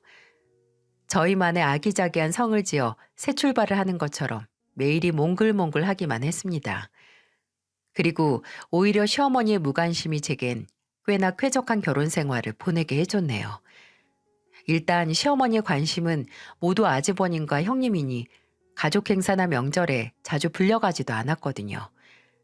시어머니 카톡 프로필 사진은 정말 매주 아주버님 가족과 어디 나들이를 가고 놀러간 사진으로 바뀌곤 했죠. 저나 남편에게는 단 한 번 같이 만나자는 말도 안 하고 제가 시간 되시면 같이 1박이라도 여행 가자고 해도 식당 일 하느라 바쁘고 몸 쑤시다면서 거절하신 분이 말입니다. 또 막상 간다고 해도 시어머니는 저를 거들떠도 안 보셔서 가도 피곤하지도 않았습니다. 말도 잘 안 시키시니 나중에는 오히려 시댁 가는 게 편하기까지 했네요. 근데 아이를 낳고 보니 좀 달라졌어요. 결혼하고 5년 정도 지났을 때였습니다. 그 당시 아주버님과 형님은 5살, 3살짜리 딸 아들이 있었고 저는 4살짜리 딸이 있었거든요. 명절에 다 같이 시댁에 가면 이상하게 시어머니께서 조카들은 안방에 들어가서 TV 보라고 하고 저희 애는 그냥 거실에 있으라고 슈퍼에서 파는 과자 하나 쥐어주시는 겁니다. 아니, TV 볼 거면 그냥 거실에서 다 같이 봐도 되잖아요. 좀 이상하다고 생각하긴 했는데 참나 그 이유를 알고 뜨거운 헛웃음밖에 안 나더라고요. 조카들이 들어간 안방에서 애들이 다투는 소리가 들려서 제가 들어갔거든요. 알고 보니 둘이서 TV에 무슨 게임기를 연결해서 하고 있는데 게임을 하다가 싸움이 났나 봐요. 그때 제 눈에 들어온 건 서로 다투는 조카들이 아닌 조카들 주변에 널려 있는 고급 비스킷과 빵, 각종 과일들과 같은 먹거리였어요. 그리고 순간 제 머릿속을 스치는 건 시어머니가 제 딸에게 들려준 과자 한 봉지였죠. 시어머니가 왜 조카들과 제 딸을 따로 떼어서 낳는지 이제 알겠더라고요. 이게 말이 되나요? 아무리 장남이 예쁘다고 해도 아직 어린 애들인 손자들까지 먹는 걸로 이렇게 차별을 하다뇨. 진짜 더럽고 치사하다는 말을 여기서 쓰나 봅니다. 그 후로는 시댁의 가족들이 모이는 날이면 제 딸이 먹을 각종 음료수와 간식은 제가 따로 챙겨서 갔어요. 근데 정말 가지가지인 게 제 딸이 그걸 먹고 있는 모습을 보고 시어머니가 혼자 먹지 말고 언니랑 동생도 좀 주라고 그러시는 거예요. 순간 화가 확 나서 시어머니에게 저도 모르게 뾰족한 말이 나왔죠. 세정이랑 세준이는 어머님께서 워낙 따로 잘 챙겨주셔서 우리 유나는 제가 챙기려고요. 큰 손주들만 입이고 저희 애는 주둥인가요? 우리 유나도 고급 과자 먹을 줄 알거든요. 이외에도 첫째 조카가 영어 유치원 준비한다니까 대단하고 장하다고 용돈 보내주시고 옷이나 신발 가방도 사다 거의 바치듯 하셨고요. 저희 애가 어린이 수영교실 다닌다는 얘기 듣고는 괜히 애한테 돈 쓰지 말고 동네에서 무료로 이용할 수 있는 구청 수영장 찾아서 보내라는 소리도 하시더군요. 아니, 제가 수영복 하나를 사달라고 한 것도 아니고 그냥 근황을 말한 것뿐인데 뭐든 저렇게 꼬아서 안 하느니만 못한 말만 하신다니까요. 제가 이런 말을 하면 자연히 아주버님네와 저희가 사이가 안 좋을 거라고 짐작하실 분들도 있으실 텐데 사실 남편과 아주버님은 좀 서먹한 사이이긴 했어요. 남편은 시어머니의 차별 때문에 내심 형에 대한 열등감이 있었고 아주버님은 시어머니가 공부만 하라고 따로 잡아준 원룸에서 고등학교, 대학교 다 보내느라 같이 산 시간도 적었고요. 그리고 형님도 만나면 늘 시어머니가 옆에 붙어있던 터라 초반에는 저와 몇 마디 나누기도 힘들었죠. 근데 그렇다고 형님이 시어머니의 편에 힘을 얻어서 절 무시하는 사람은 아니었습니다. 오히려 좀 제게 미안해하는 것 같았어요. 애들 일도 나중에 알고 제 딸에게 와서 같이 먹으라고 언니랑 동생이랑 놀아주라고 하기도 했고요. 또 시어머니가 눈에 띄게 저를 무시하고 형님하고만 대화를 하려고 하면 제게 일부러 말을 걸곤 했어요. 그리고 결정적으로 형님이나 아주버님도 나름의 고충이 있다는 걸 알게 된 계기가 있었는데요. 모든 실증을 잘 내는 저희 딸이 이번에는 발레를 배우고 싶다고 하더라고요. 근데 그 소식을 듣고 형님이 첫째 조카가 예전에 발레 배울 때 썼던 발레복하고 표슈즈, 타이즈까지 싹 다 해서 한 상자를 보내셨어요. 몇 달 안 배워서 아예 안 입은 것도 있다고 하면서요. 저야 너무 감사했네요. 보니까 브랜드도 진짜 비싼 브랜드라서 보내온 것만 해도 거의 몇백은 할 것 같았거든요. 그래서 제가 너무 감사하다고 뭐로 보답을 해야 할지 모르겠다고 하니까 밥이나 사라고 하시더군요. 그렇게 결혼하고 나서 처음 형님과 단 둘이서 식사를 하게 됐는데 형님이 좋아하는 족발집에 가게 돼서 어찌하다 보니 술까지 마시게 됐어요. 근데 술이 좀 들어간 형님이 제게 미안하다는 말을 하면서 속을 털어놓기 시작했습니다.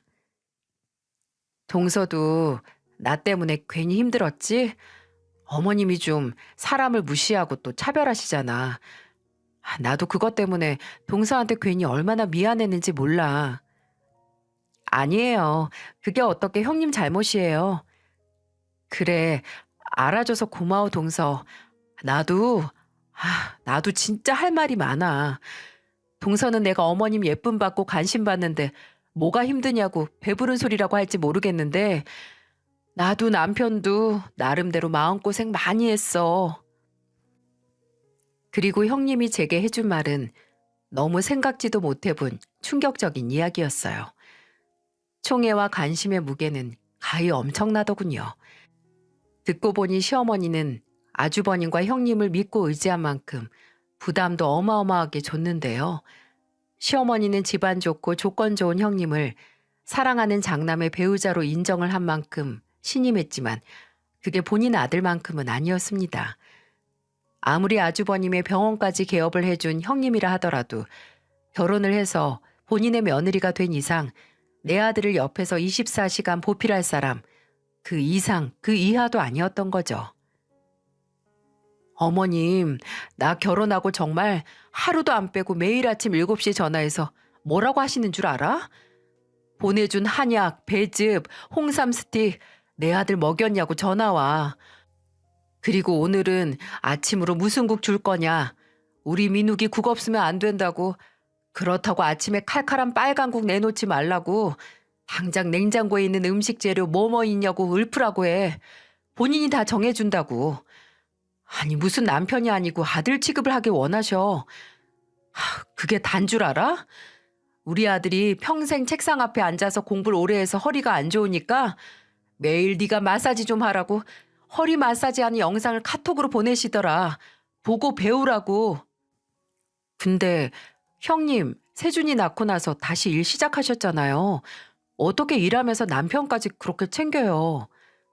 그러니까 어머님은 그런 건 안중에도 없나 봐.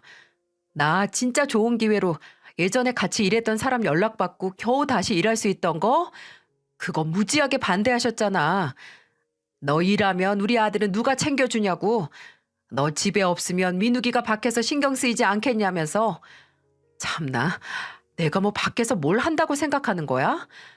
그나마 남편이 상관없다고 오히려 애엄마가 좋아하는 일 했으면 좋겠다고 해서 별말 안 하고 넘어가긴 했는데 이것 때문에 나한테 3주 동안 연락도 안 하셨잖아. 차라리 그 후에도 계속 하시질 말지. 어머님이 남편을 아끼고 사랑하는 건 맞는데 난 아니야. 나는 그냥 본인 소중한 아들 뒷바라지할 부엌대기 같은 거고. 차라리 이런 관심이면 안 받는 게 나아. 어쩌면 동서나 서방님이 마음 편한 걸 수도 있어. 우리 남편도 아마 같은 마음일걸? 시어머니의 목 막히는 관심에 불만이 있는 건 형님뿐만이 아니었어요. 형님에게 듣기로는 아주버님도 차마 동생인 남편에게도 말 못한 속마음이 있더라고요. 동서, 그거 알아? 우리 남편 평생 어머님이 짜놓은 스케줄 그대로 살아왔던 거. 중학교 때부터 어머님이 짜서 방 벽에 붙인 시간표대로 살았대. 아침에 일어나서 씻고 밥 먹으면서 영어 단어 10개 이상 외우고 학교 가서 조회 시간, 쉬는 시간 틈틈이 시어머니가 낸 숙제해야 했고 학교 끝나고 야자하고 주말에는 아침부터 저녁까지 학원 풀로 다니면서 진짜 숨 돌릴 틈 하나 없이 공부했대. 그 사람 내가 2번째 연애해본 여자였어. 수의대 다닐 때 어머님이 절대 연애는 안 된다고 해서 못 만나다가 한 번 동기인 여학생 만났었는데 그것도 어머님한테 걸려서 어머님이 그 여학생한테 찾아가서 난리 쳤다잖아. 내 아들 공부 방해하지 말라고. 시험 망칠 거면 너나 망치라고 하면서. 아마 우리 중에서 어머님 때문에 제일 괴로운 건 그 사랑한다는 장남인 남편일걸?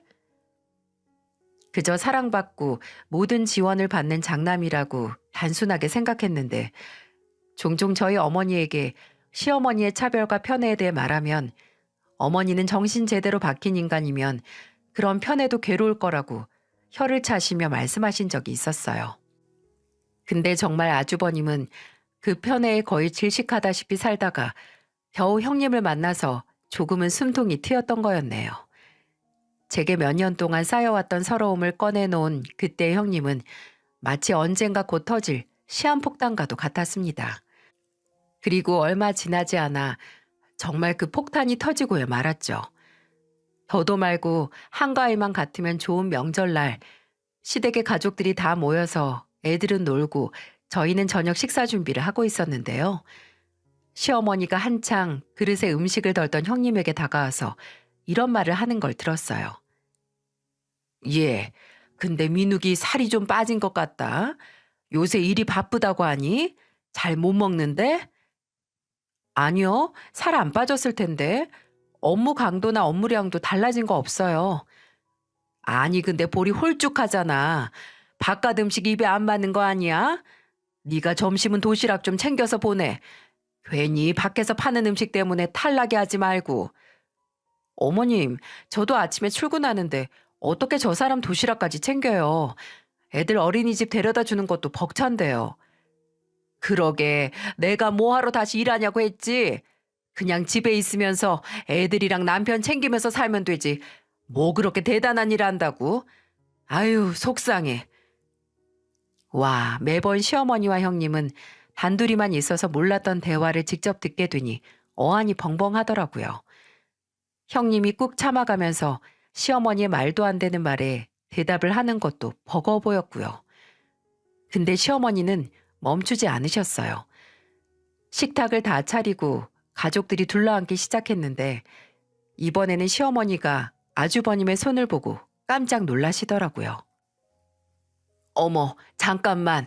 민욱이 너 이게 뭐야? 내가 이걸 왜 이제야 봤지? 너 왜 붕대를 감고 있어? 아, 일하다 그렇죠 뭐. 동물들 상대하는 직업인데 어쩔 수 없잖아요. 아니, 그래도 그렇지. 무슨 붕대식이나. 얼마나 다친 거야? 붕대는 또 언제 갈았길래 저렇게 꼬질꼬질해? 예, 너는 네 서방 손을 다쳤는데 붕대도 새로 안 갈아줬니?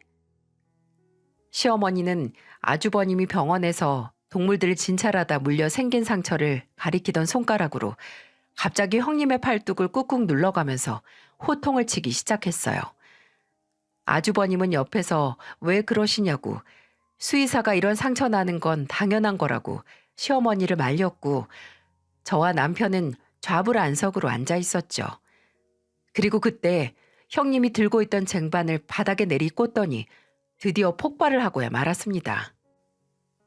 어머님 큰아들이 무슨 3살짜리 어린애예요? 왜 제가 결혼해서까지 어머님 아들을 키우듯 모셔야 해요? 수의사가 진찰하다가 이런저런 상처 생길 수도 있지. 왜 그걸로 또 저한테 뭐라고 하시냐고요? 야, 서연아, 너 지금 제정신이니? 아니요, 저 제정신 아니에요. 어떻게 제정신일 수가 있겠어요? 어머님이 매 순간 1분 1초 내 아들 잘 있나 저를 들들 볶는데 제정신인 게 이상하죠? 뭐? 이게 오냐 오냐 예쁘다 하니까 어디 시어머니 무서운 줄 모르고 목소리를 높여. 쌓이고 쌓이다 폭발한 형님의 울분에 시어머니는 도리어 성을 내시더니 심지어 형님의 뺨을 후려치고야 말았습니다. 순간 집안 공기가 멈춘 것 같은 정적이 흘렀고 맞아서 돌아간 얼굴을 다시 시어머니 쪽으로 돌린 형님은 입술을 바들바들거리면서 더 목청껏 소리를 지르기 시작했어요. 당신 미쳤어? 지 자식만 애지중지 키운 소중한 자식이고 남의 자식은 썩 나면 손 올려도 돼? 나도 귀하게 자랐어. 나도 손에 물 한 방울 안 묻히고 우리 아버지 어머니 손에 자란 귀한 집 딸이라고. 지금 우리 부모님 부르고 경찰 불러서 어디 일 한번 크게 키워볼까? 어머 어머, 어디서 천박하게 눈을 부라리면서? 천박? 하, 길 가는 사람을 불러다가 물어봐요. 내가 천박한가? 아니면 남의 자식 희생시켜가면서 마흔이 훨씬 넘은 내 자식 뒷바라지 시켜야 하는 당신이 천박한가? 야, 내가 내 아들 소중히 하겠다는데 왜 니까짓 게 훈수를 둬? 어머니, 제발 그만 좀 하세요. 그거 절 소중하게 생각해서 하는 행동 아닌 거 모르시겠어요?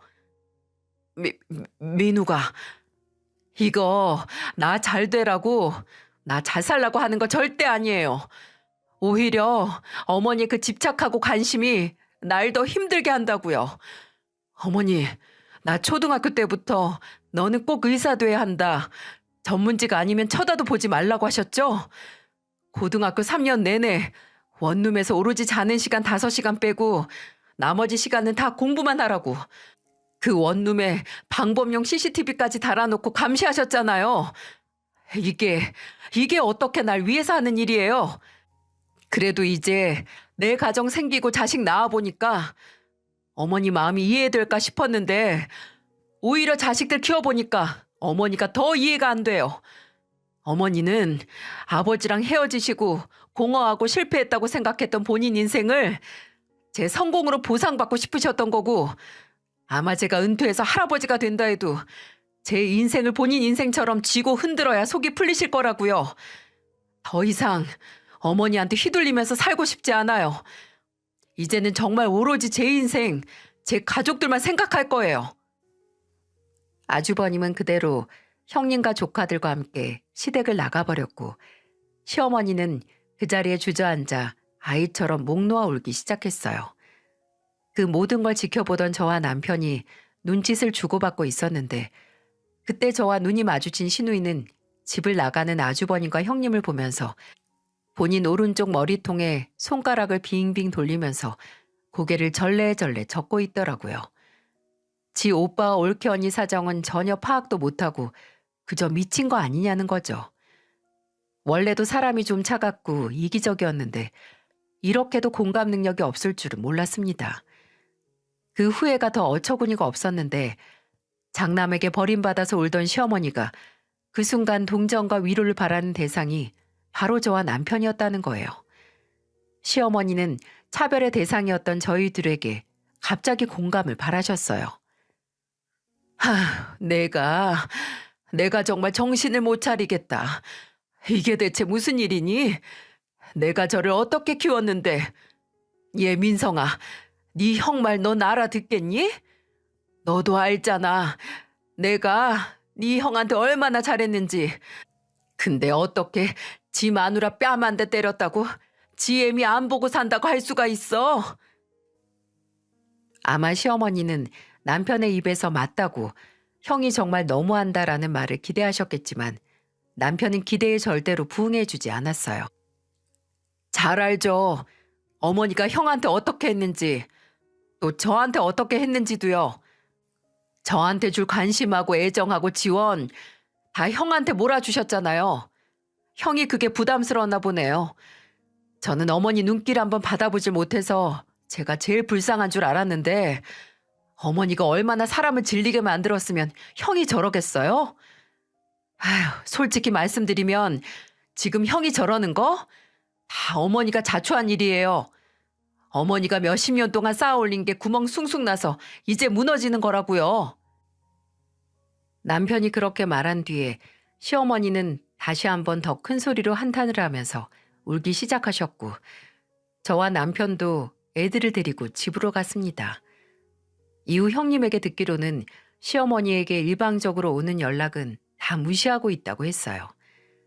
시어머니는 이제 안 보고 산다는 아주버님의 말을 진지하게 받아들이지 않았는지 그 후에도 아주버님의 병원이나 집에 찾아갔다가 문전박대를 당했다고 하네요. 제게도 전화를 해서 걔네가 너나 민성이 연락도 안 받니? 라고 물어오시기도 했고요. 나중에는 불효자식 절대 용서 못한다고, 그 민낯을 다 까발린다고 병원 앞에서 시위를 하겠다고 떵떵거리시더니 또 그럴 용기는 안 나셨나 봐요. 금방 포기하고 여기저기 아주버님 욕을 그렇게 하고 다니셨습니다. 오죽하면 친척 어른들이 전부 남편에게 전화해서 시어머니와 아주버님 사이에 대체 무슨 일이 있었는지 물었을까요?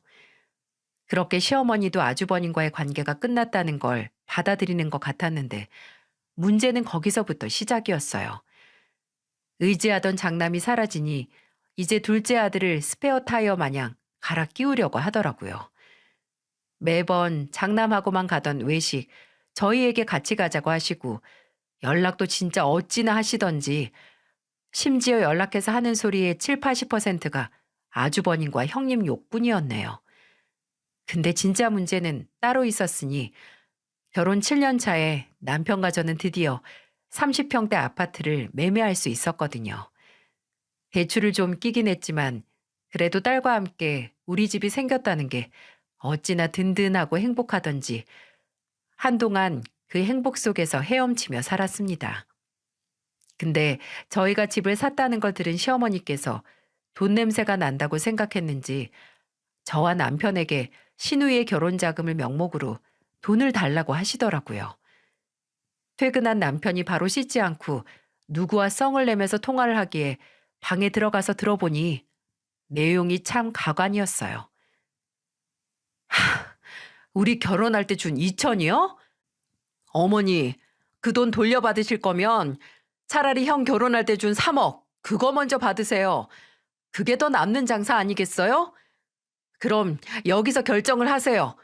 저희 결혼할 때 주신 돈 2천, 민주 결혼 자금으로 받고 형처럼 저희하고도 연 끊으시던가 아니면 돈 안 받고 하나 잃고 둘 남은 자식 관계라도 챙기시던가요.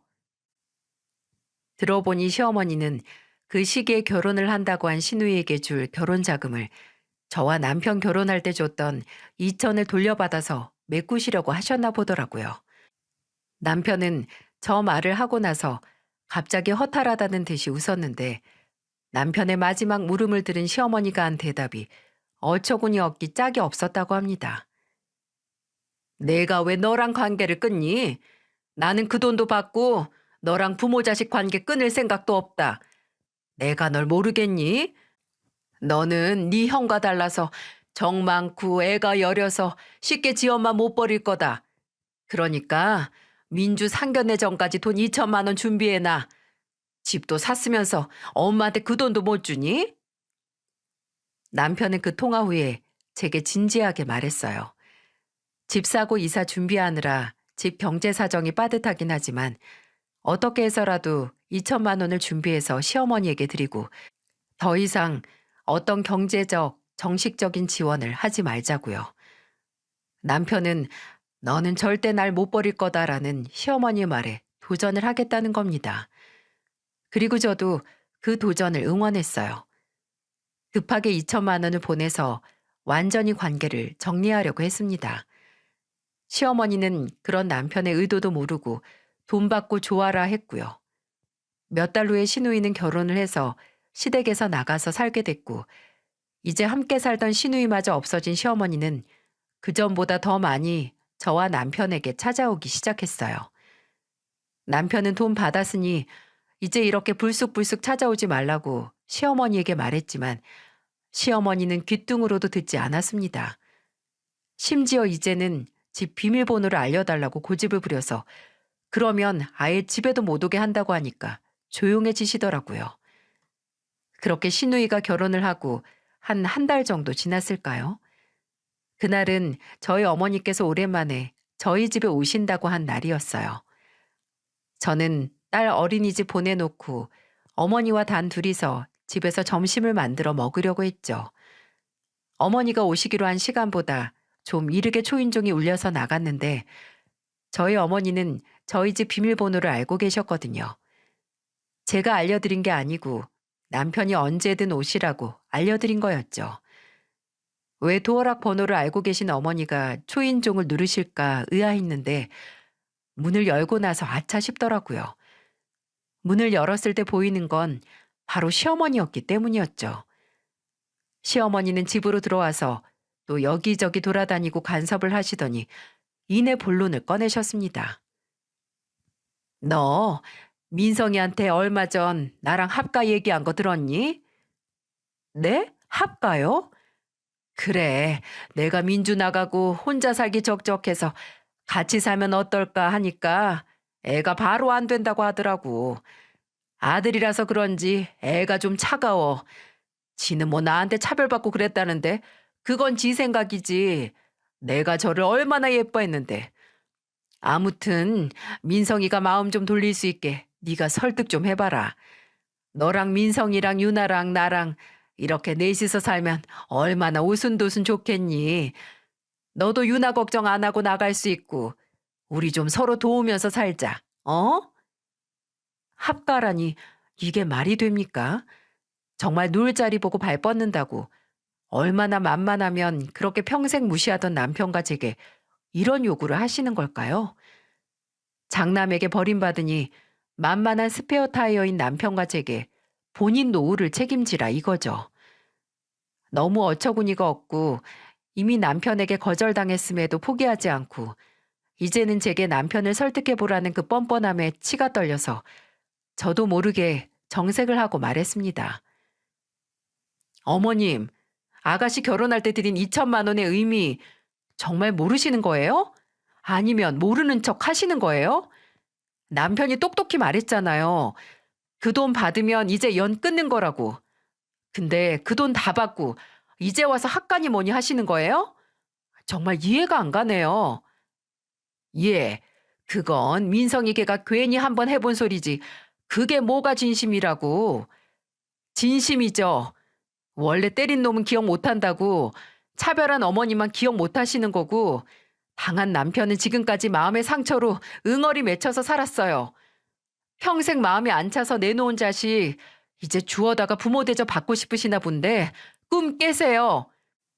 남편도 저도 이제 와서 어머님 부모 취급, 시부모 취급 안 할 거니까. 이 정신 나간 게 어디서 막말이야? 네가 뭘 안다고 뚫린 입이라고 떠들어? 어? 시어머니는 순간 무슨 싸움의 귀재인 마냥 정말 눈 깜짝할 새 움직여서 제게 달려들었습니다. 그리고 제 머리채를 잡고 이리저리 흔들기 시작했죠. 이미 시부모 취급 안 한다고 했는데 제가 뭐가 무섭겠어요? 그래서 저도 같이 잡고 흔들었습니다. 시어머니가 오래 막창집을 운영하면서 다져진 생활 근육이 붙은 땅땅한 몸이긴 했지만 그래도 역시 젊은 사람에게는 못 당하나 봐요. 시어머니 머리채를 쥔 제 악력이 세질수록 시어머니 악력은 약해지고 내지르는 비명은 커져갔어요. 야, 야, 너 이거 안 놔? 이 막대 먹은 게 네 애미가 그렇게 가르쳤어? 시애미 머리채 잡고 늘어지라고? 머리에서 느껴지는 통증보다 시어머니가 돌고래 마냥 쏘아대는 비명 때문에 어지러워질 때쯤 갑자기 우당탕하고 뭔가 바닥에 떨어지는 소리가 들리더니 제 머리를 잡고 있는 시어머니 손 힘이 사라지더라고요. 그래서 뭐지? 내가 이겼나? 싶어서 고개를 들었는데 그곳에 저 대신 시어머니의 뒷목을 잡고 흔들고 있는 저희 친정어머니가 계셨어요. 어머니는 제게 달라붙어 있던 시어머니를 낚아채서 소파에 내던지면서 소리치셨죠. 그래, 내가 막대 먹은 인간들이 덤비면 똑같이 갚아주라고 가르쳤다. 너는 네 아들들 잘 가르쳐서 버림받아서 여기저기 나 좀 받아달라고 구걸하고 다니냐? 얼마나 보잘것없고 자식들이 질리게 했으면 자식들이 지 엄마 서로 모른 척하면서 폭탄 돌리게 하듯 돌려? 이 인간아, 자식 사랑하는 마음은 남의 자식 소중히 생각하는 마음에서부터 시작하는 거야. 남의 자식 귀한 줄 모르면 내 자식도 제대로 못 키워. 순간 소파로 내동댕이 쳐져서 혼이 빠진 것 같은 얼굴의 시어머니는 얼이 빠져서 저희 어머니에게 뭐라 반박도 못하고 내가 너희 가만 안 둔다. 내가 가만히 있을 것 같아? 라는 말만 주저거리면서 도망치듯 나가버렸어요. 어머니는 한동안 분을 못 삭히셨고 이내 제 얼굴을 쓰다듬으시면서 괜찮냐고 하셨어요. 아니, 현관문 밖에서부터 누가 소리 지르는 게 들려서 설마 뭐 도둑이 들었나 싶어서 바로 들어왔지. 근데 너랑 네 시어머니랑 머리채 잡고 이러고 있는데 내가 얼마나 놀랐겠어. 수민아, 괜찮니? 많이 놀랐지? 뭐 저런 미친 인간이 다 있어? 어머니는 저 대신 딸을 어린이집에서 데리고 오셨고 또 남편이 오기 전까지 제 옆에 있어 주셨어요. 그리고 그날 있었던 상황을 저와 함께 남편에게 설명했죠. 남편은 그날 시어머니의 만행을 듣고 얼굴이 시뻘개져서 저와 어머니에게 연신 사과를 하고 용서를 빌면서 어쩔 줄 몰라 했어요. 따지고 보면 남편의 잘못이 아닌데 그렇게 부끄러워하는 남편을 보니 안쓰러웠어요. 근데 그때 저희 어머니가 고개를 못 드는 남편의 등을 쓰다듬어 주시면서 그러시더라고요. 자네도 자네 어머니 때문에 얼마나 마음고생이 많고 힘들었겠어. 그렇게 고개 숙일 거 없어. 자네도 어찌 보면 자네 어머니한테 피해보면서 살아왔을 테니까. 아유, 참 고생 많이 했겠어, 최서방. 남편은 어머니의 관대하고 따뜻한 위로에 끝내 눈물을 보였습니다. 그리고 남편은 다음날 바로 혼자 시댁에 가서 시어머니를 마주하고 말했어요. 더 이상 어머니의 아들로 살지 않겠다고 말이죠.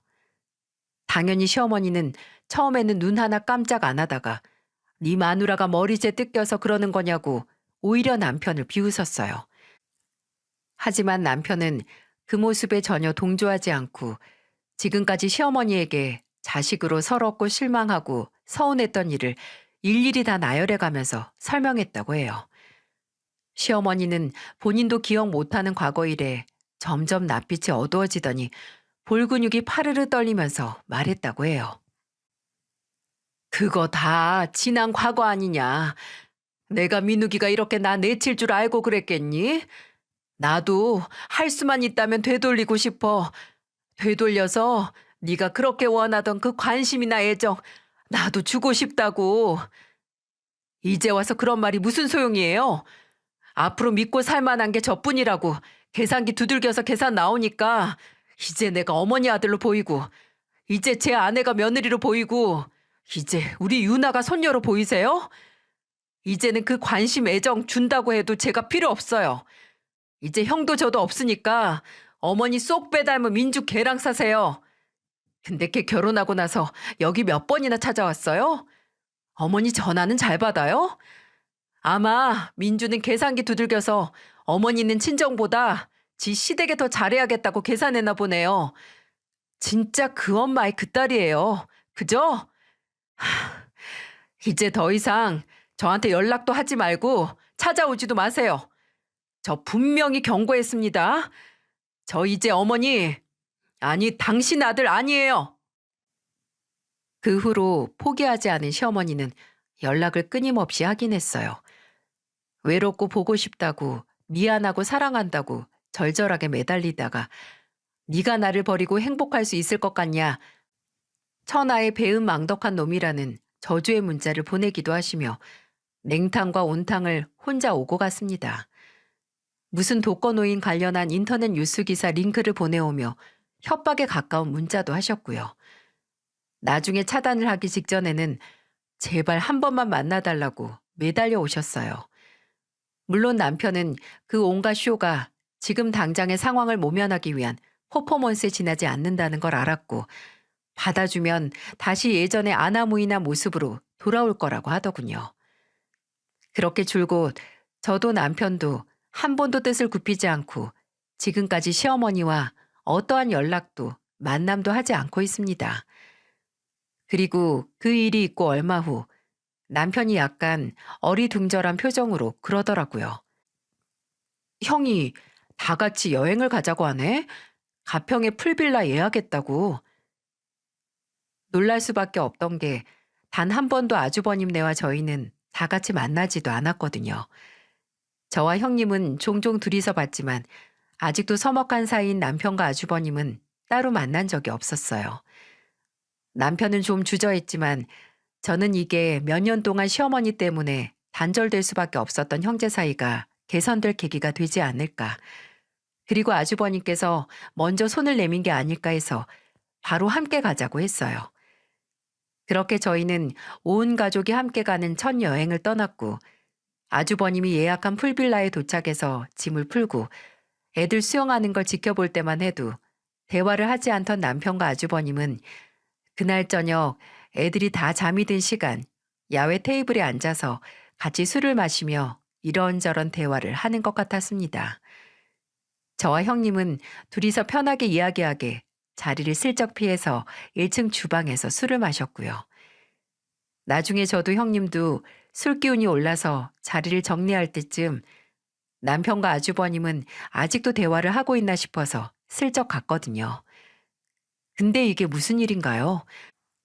둘이서 얼싸안고 서로 등을 두들겨 주더라고요. 나중에 남편에게 듣기로는 형이 본인에게 참 미안해했다고 근데 어머니가 본인에게 원하는 게 너무 커서 본인도 힘들어서 차마 동생인 남편을 챙기지 못했다고 너무 미안했다고 말했다고 하더라고요.